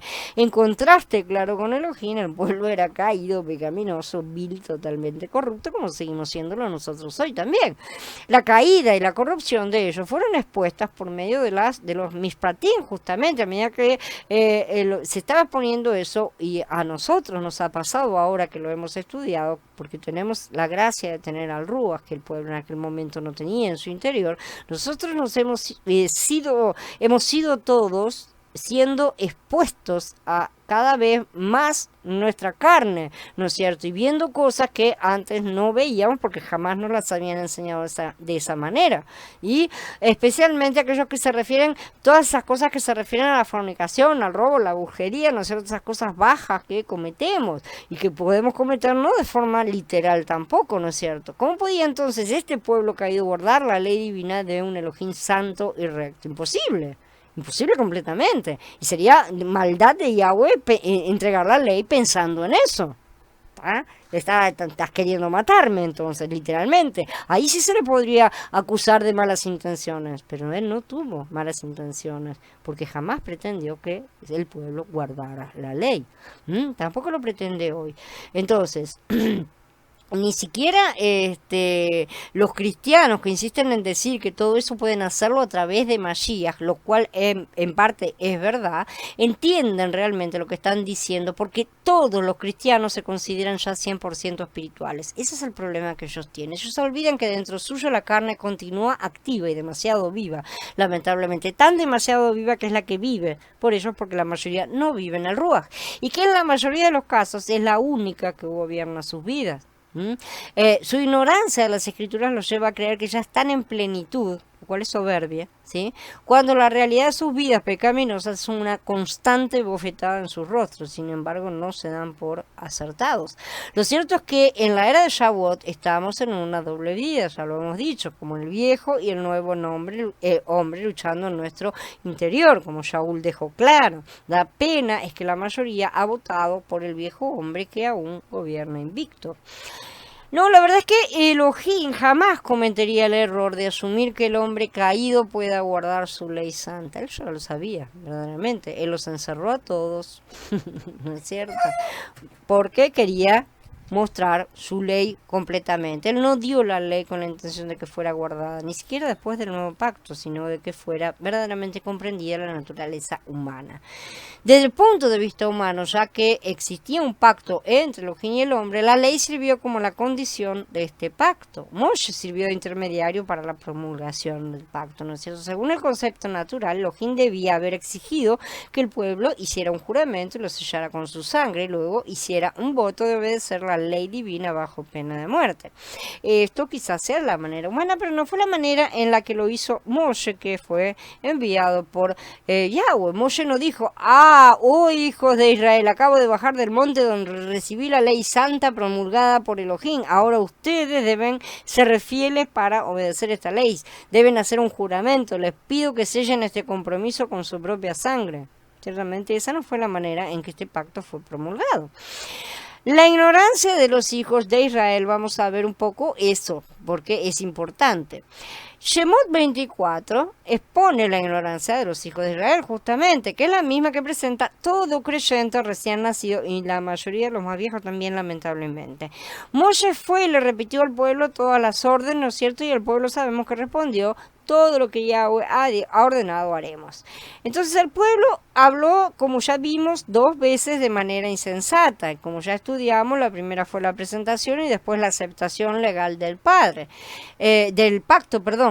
Esto demuestra que estaban realmente ciegos espiritualmente, pero muchísima gente sigue estando hoy en su condición caída y natural. No vieron lo que era Elohim, no tuvieron la menor idea. Ellos vieron reglas, nada más, como tanto siguen viéndolas hoy, ¿no es cierto? Y no se conocían a sí mismos, ciertamente, para nada. Tenían una confianza insensata en ellos mismos. En verdad, ellos trataron el pacto con Yahweh como si hubiera sido un pacto entre hombres, simplemente. Sin revelación y visión, muchos creyentes contemporáneos son idénticos a los hijos de Israel en este aspecto. Nosotros también podemos estar bajo la influencia del concepto religioso y pensar que podemos obedecer la ley de Elohim. Es más, la mayoría de los que están dando vueltas hoy piensan que pueden hacerlo, o sea que están ahora haciéndolo porque esa es la forma en que agradecemos, ¿no es cierto?, por así decirlo, porque ahora estamos capacitados, pero todos necesitamos el altar, las columnas, los sacrificios y las sangres en una revelación especial, en una comprensión especial. Tenemos que aplicar la sangre y ser reemplazados por Mashiach para convertirnos en un reflejo de Elohim.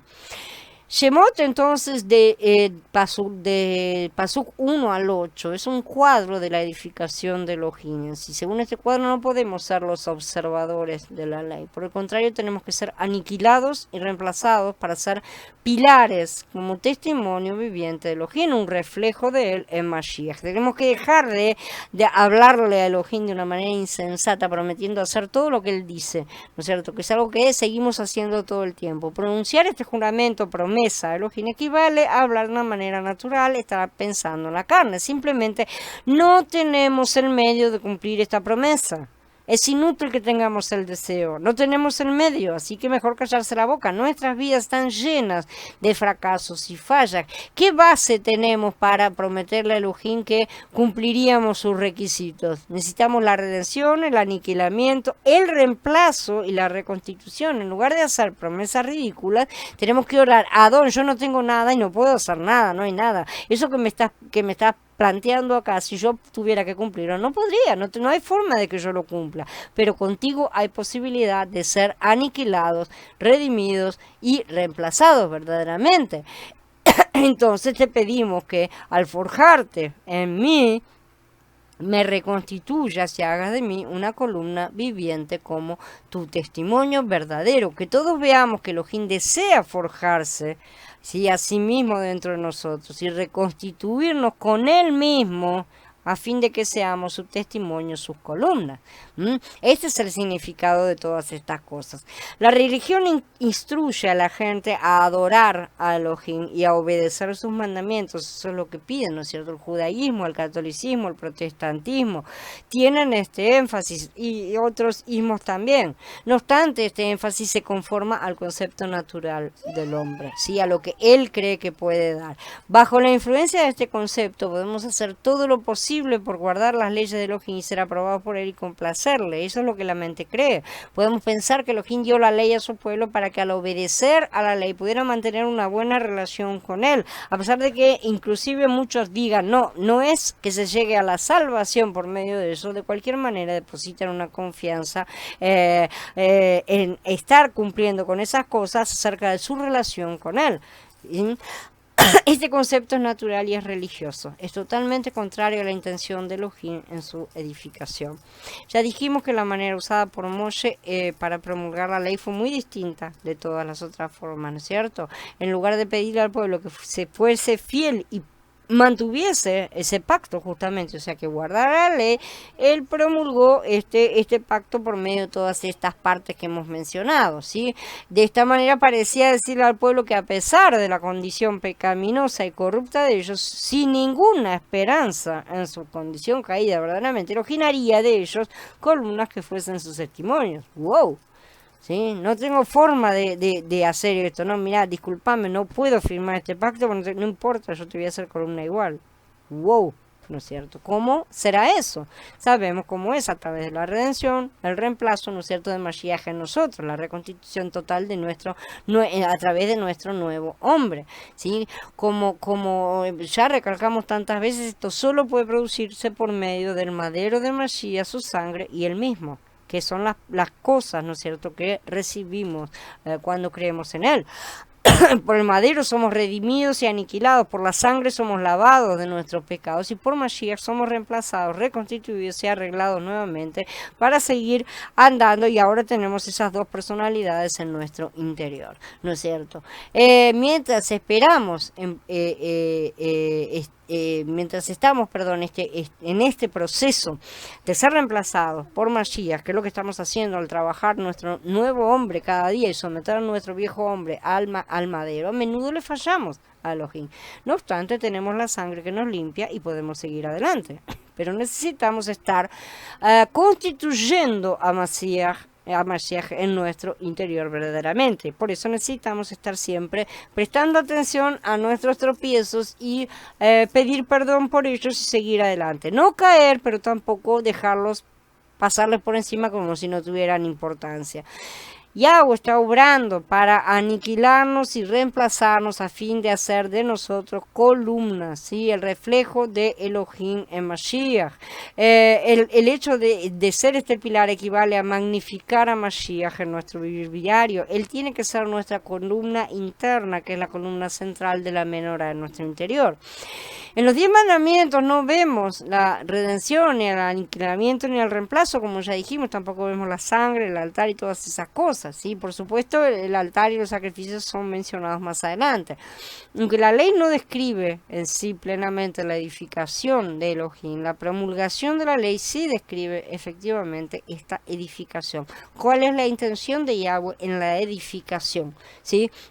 Además, en Yirmeyah 31 y Yahezkel 36 leemos algo acerca de otro pacto. Esos capítulos nos muestran que Elohim escribirá sus leyes dentro de nuestro ser, cambiará nuestro corazón, va a cambiar, a darnos un nuevo ruaj y va a poner su ruaj dentro de nosotros para reemplazarnos.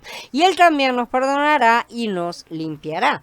Yirmeyah 31 dice: perdonaré la maldad de ellos y no me acordaré más de su pecado. Se me movió. Yahezkel 36 declara: esparciré sobre ellos agua limpia y serán limpiados de todas sus inmundicias y de todos los ídolos serán limpiados.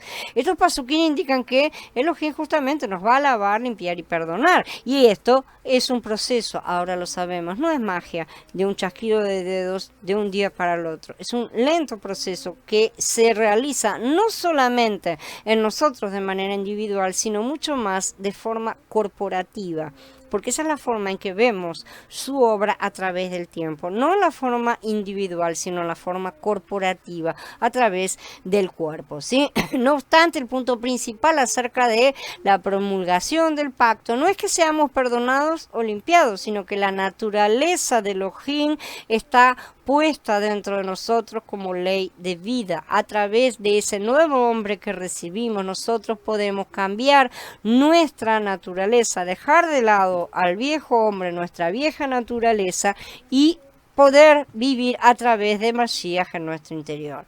Al inscribir su naturaleza dentro de nosotros como ley de vida, Elohim ahí es que está dándonos ese nuevo corazón y está dándonos ese nuevo ruaj, y se imparte dentro de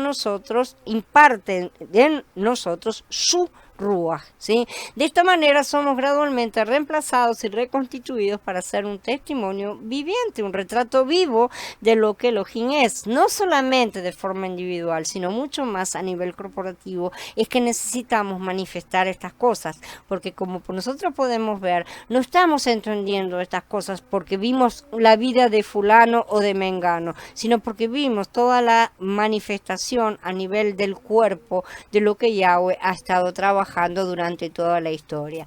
Mediante el ministerio de Shaul en el Berija Allá, vemos que Elohim desea reconstituirnos de Mashiach, desea hacernos nuevas criaturas a través de Mashiach, ¿no es cierto? Y por lo tanto, de esa manera levantarnos como columnas y hacernos su verdadero testimonio. Que afirma que somos participantes de la naturaleza divina, ¿no es cierto? Esta declaración es la más elevada del ministerio de Kefa, pero él no explica claramente que Mashiach esté en nosotros o que él sea forjado en nosotros. Shaul es el apóstol que presenta estos detalles, que cómo somos aniquilados por el madero y reemplazados por Mashiach para dar este testimonio viviente de nuestro Elohim.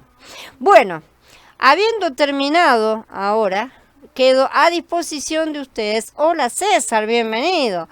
Hola Sandra, para preguntas y comentarios. Dice Carla, ¿cómo es entonces lo que dijo de que el que lo ama guarda sus mandamientos? Porque somos Mashiach mismo. Así de simple, lo amamos, lo dejamos ser nosotros. Lo dejamos ser nosotros. No guardamos sus mandamientos desde afuera. Así que es inútil tratar de responder en la carne. No lo guardamos en la carne. Si lo amamos, lo guardamos sus mandamientos porque somos Él mismo. Le permitimos conformarse en nuestro interior. De manera que es a través de nuestro nuevo hombre que guardamos sus mandamientos. Insistir en guardarlos en la carne es lo que no debe hacerse. Nosotros guardamos sus mandamientos en el Ruach, porque nos vamos constituyendo Mashiach en nosotros. Vamos siendo cada vez más imagen y semejanza de Mashiach, ¿sí? Yo en un momento había interpretado los mandamientos como la voz de él. ¿Qué es Mashiach? ¿No es la palabra? ¿No es el logos? Sí, eso es, justamente. Dejen de pensar en las cosas como cosas materiales. La palabra es una cosita cuadradita que encaja la voz es el sonido. Dejen de pensar de esa manera porque no es así que funciona las cosas espirituales. Si insisten en pensarlo así, solamente muestran que lo están tratando de analizar en la carne. La carne no entiende. La carne hay que sacarla para estudiar estas cosas, para que puedan ser justamente vivenciadas a través de nuestro Ruach. No lo podemos vivenciar a través de la carne. La carne tiene que ser sometida, eliminada, para que crezca nuestro Ruach. Y a partir de nuestro nuevo hombre estar guardando, entre comillas, los mandamientos. Yo pregunto, ¿Mashiach guardó los mandamientos? Mashiach no podía evitar haber hecho eso. Él era los mandamientos. Él es los mandamientos. Mashiach simplemente estuvo manifestando su naturaleza. ¿Sí? Es como, no sé, es como manifestar la naturaleza de la persona. Él no podía evitar manifestar eso. Eso es tener la ley grabada en nuestros corazones. Y esa es la medida en que tenemos que estar haciendo las cosas. No obedecerlas porque tengo que obedecerlas. No pasa por ahí. Esa es la diferencia entre la carne y el Ruach. Y solamente se puede comprender en el Ruach, esa es la cuestión. No hay forma de entender estas cosas por la carne. A ver, Sandra dice, entonces, por ejemplo, sería mi carne la que quiere guardar el Shabbat, no mi Ruach, porque el Shabbat es Yahshua. Ese concepto no es correcto, tampoco. Ese concepto es cristiano. El Shabbat es un tema complicado, bastante complejo, sino que se tendría que hacerse los sacrificios de animales y hoy en día no hay templos, sino... No entendí, Sandra. Sino se tendrían que hacer los sacrificios de animales y hoy en día no hay templos, sino nosotros somos el templo. No entiendo por qué habría que hacerse sacrificios de animales. No es necesario hacer sacrificios de animales. Nosotros ya tenemos el sacrificio de Mashiach perfecto y entonces cuando tenemos el sacrificio de Mashiach recibimos a Mashiach en nuestro interior, tenemos un nuevo hombre a través del cual tenemos que vivir, no a través del viejo hombre, carne, nuevo hombre Ruach, simplificando de forma muy básica, digamos, ¿no es cierto? Entonces vivimos a través del nuevo hombre. Esto tiene que ver con lo del libro de Judas, de los que eligieron el camino de Caín. Los que eligieron el camino de Caín eligieron el camino de la humanidad caída, básicamente. O sea, el camino de la rebeldía. Ese es el camino de Caín, el camino de satisfacerse a sí mismo. ¿Sí? Ciertamente la humanidad se divide entre los que siguen a la carne y la carne nunca heredará el reino, y los que siguen al Ruach, o sea que tratan de estar en el Ruach, ¿no es cierto? De convertirse en el Ruach, de estar siempre en ese lado de la comunión y de andar en los caminos de Yahweh. Eso lo vas a ver mejor, Sandra, en el nuevo curso, justamente porque ahí es donde se empieza con estos rudimentos del ruaj y de la carne para entender estas cosas. Si no se entienden, perdonen, estas cosas básicas así, es difícil tratar de hacer, de interpretar esto que estamos viendo. Por eso es que vamos a hacer ese curso sí o sí a partir de la semana que viene. Dice Nico. Hermana, si la tenemos grabada en nuestros corazones, pero fallamos en cumplirla, no la tenés grabada en tus corazones. La gente cree que todo es magia instantáneo. Eso es el cristianismo. Él ya la grabó. No, señores, la va grabando. ¿Tá? Por eso es que va fallando. Porque si fuera instantáneo, entonces, ¿cómo se explica que Shaul todavía estuviera luchando y dijera, tengo dos leyes en mi interior? ¿Es real, sí o no? No, no es así. La va grabando y vamos luchando y vamos trabajando. Simplemente fallamos en cumplirla, como mencioné hoy. Sí, vamos a fallar y vas a fallar hasta el último día en cumplirla. Quédate tranquilo. Porque me estás diciendo justamente, primero, fallamos en cumplirla. Insisten en ver las cosas exteriores. No cumplimos la ley. Somos la ley. No me esfuerzo en aprender a ladrar. Soy un perro, ladro, ¿no es cierto? Esa es la cuestión. Empiezo a incorporar la naturaleza de perro. Por supuesto, estamos hablando de un cambio en el cual nosotros empezamos a incorporar cada vez más la naturaleza de Mashiach. Y Mashiach es la ley. ¿Sí? Mashiach es la palabra, es la dabar. Mashiach es la ley de Yahweh. Mashiach es la expresión de la ley de Yahweh, de lo que Yahweh es. Él es esa manifestación. Él está en nosotros, vivimos a través de Él. Cuanto más vivimos a través de Él, porque vamos justamente siendo trabajado, y ahí es cuando va siendo grabada en nuestro interior, vivimos a través de él, entonces eso está constituyéndose dentro de nuestra naturaleza. ¿Mm? No se preocupe, Sandra, lo vas a entender en estos días cuando empecemos cuando empieces el curso, vas a estar entendiendo. Estas cosas son básicas, justamente por eso es que las vamos a ver en breve, ¿sí? Así que no se preocupen si fallan, si fallamos, por supuesto que vamos a fallar, quédense tranquilos, o sea, no quédense tranquilos tampoco, no para que sea una joda, pero es natural, forma parte, porque todavía tenemos ese viejo hombre que nos hace caer, así que sí vamos a seguir fallando, nos levantamos, pedimos perdón y seguimos caminando en sus cosas, y aprendemos de esa caída, obviamente, ¿no es cierto?, la eliminamos, sacamos esas cosas que hemos tenido. ¿Alguien más quiere hacer alguna pregunta? Bueno, hermanos, este es un tema bastante complicado y todavía no está terminado, esta es la mitad del tema, ¿está? Así que recuerda que hay más cosas que se siguen hablando en esta temática, hay más cosas para entender este asunto, ¿no es cierto?, del pacto y todo lo demás, y cómo estamos entrando en una cosa en la cual estamos siendo constituidos, que es mucho más importante, es entender que estamos siendo constituidos de Mashiach, que es la misma palabra. Eso es recibir la ley en nuestro interior. Pero si nosotros no le dejamos, no le permitimos a ese nuevo hombre nuestro manifestarse, la ley no está manifestada, ¿no es cierto? Esa es la cosa.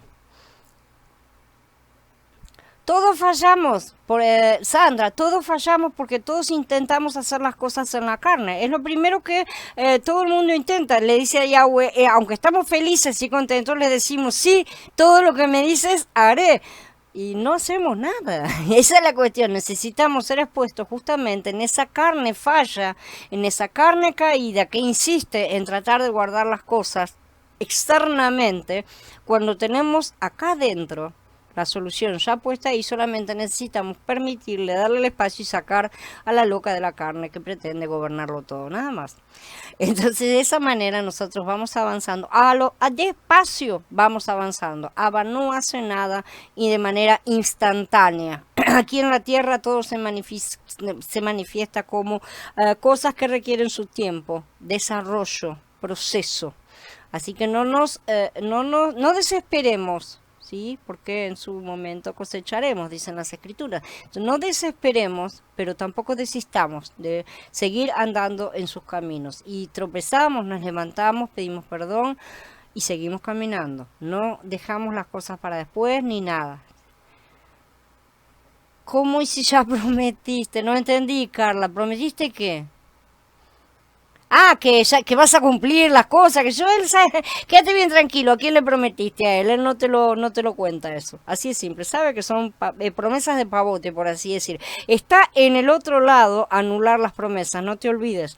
Está en nosotros. Si mi nieto me promete una cosa así, que me lo promete cada 2 por 3, me voy a portar bien, yo prometo, ¿no es cierto? Yo lo miro así y le digo, bueno, yo anulo esa promesa porque sé que no tiene el menor sentido común de estar haciéndomela, no sabe, no se conoce. Ahí tenés el ejemplo perfecto, ¿no es cierto? Un niño no se conoce y él sabe exactamente lo mismo, de manera que por eso él continúa mostrándonos las cosas para que Mashiach, pues en nuestro interior, nuestro Mashiach interno, vaya mostrándonos, toda la carne vaya siendo expuesta y todas estas cosas vayan siendo comprendidas verdaderamente en el Ruach. No las podemos comprender en la carne, tienen que ser comprendidas por el Ruach. Cuanto más comprendemos en el Ruach, más recibimos a ese Mashiach y más tenemos esa ley grabada en nuestros corazones. De manera que llegará un momento en el cual las cumplamos espontáneamente. Eso es tener la ley grabada en nuestro interior, ser la ley. Dice Eliana, nos quedamos cortos en la obediencia, pero esos son los verdaderos sacrificios que le cuesta a la carne darle lugar al Ruach para obedecer.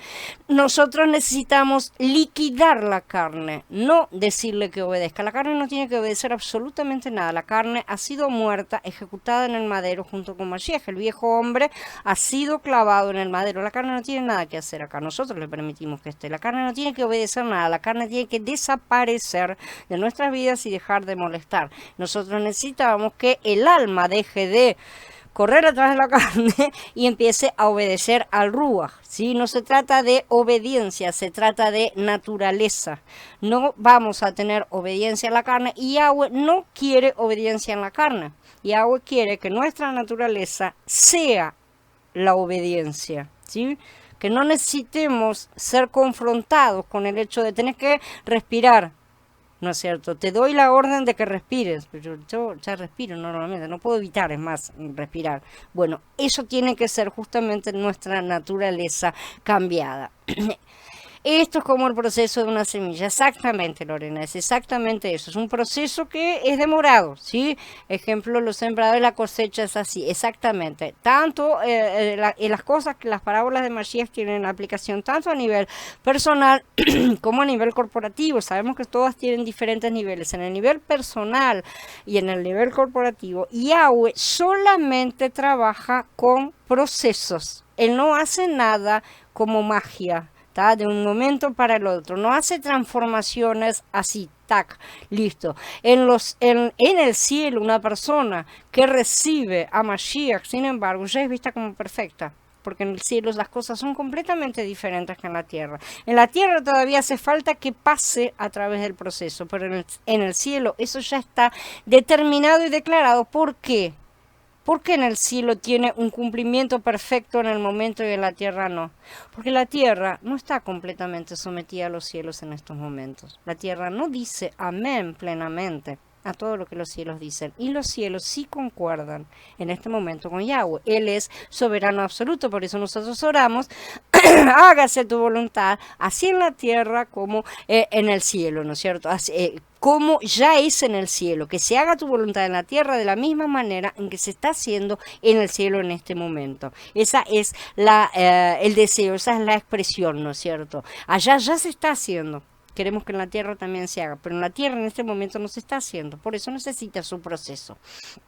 Exactamente, no hay que negociar con la carne. A la carne hay que cortar, la carne ya está muerta.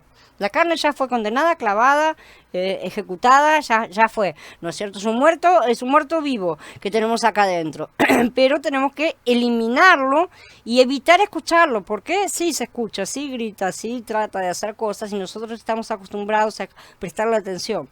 Entonces necesitamos dejar de prestarle atención. Nos cuesta morir, claro, exactamente, nos cuesta morir. En realidad la que le cuesta a la carne, esa parte que tenemos en nuestro interior, a la carne le cuesta morir, la carne no quiere saber nada, se vive, toda su vida se la pasa tratando de disfrazarse de Ruach, para decir no me mates. ¿Sí? Y la carne no tiene absolutamente nada de espiritual. Y ella ya sabe que ha sido condenada, que ya está muerta, que eso es un hecho. Ya, es que no tiene solución, ¿no es cierto? Pero se la pasa tratando eh, de continuar con su reinado, por así decir, ¿no es cierto? De mantenerse viva, de mantenerse andando en nuestras vidas, ¿sí? Nos cuesta un montón, sí, por supuesto, cuesta un montón. Y yo les digo, cuanto más andamos en la carne, más cuesta. Entonces, ¿cómo es la cosa?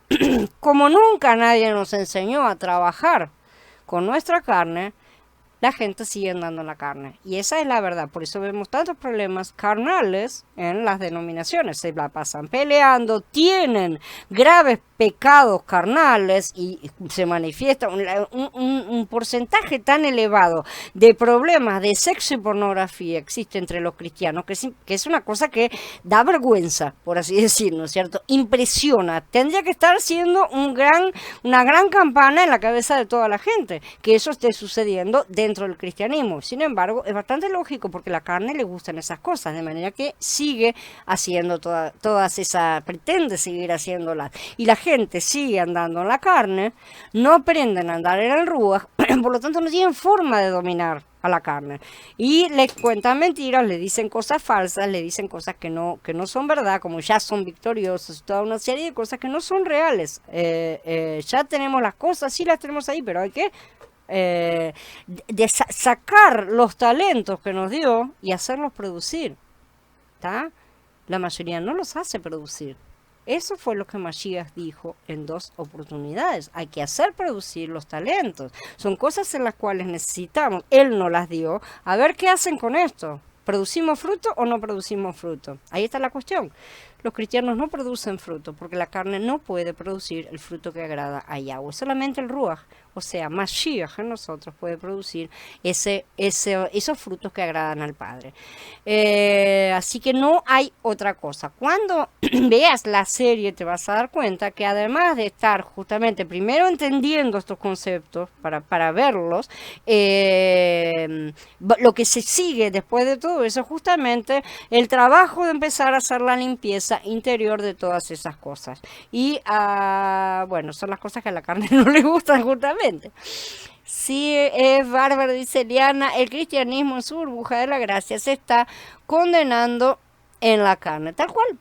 Tal cual, el cristianismo ha hecho un invento, una falsa gracia en la cual a lo único que le da gracia es a su carne. A lo único que le da gracia es a su carne, la cual tendría que estar siendo muerta, clavada en el madero, pero no lo hace. Él le otorga gracia al cristianismo a la carne, literalmente. Por eso tantas cosas que suceden, ¿no es cierto? Y la gente no avanza, la gente no crece, la gente sufre. Ese es el problema. La gente no consigue tener a Mashiach en su interior por culpa de estas falsas doctrinas de demonios. Por eso lo primero que hacemos es sacar a los demonios. ¿Nadie más quiere hacer preguntas, comentarios?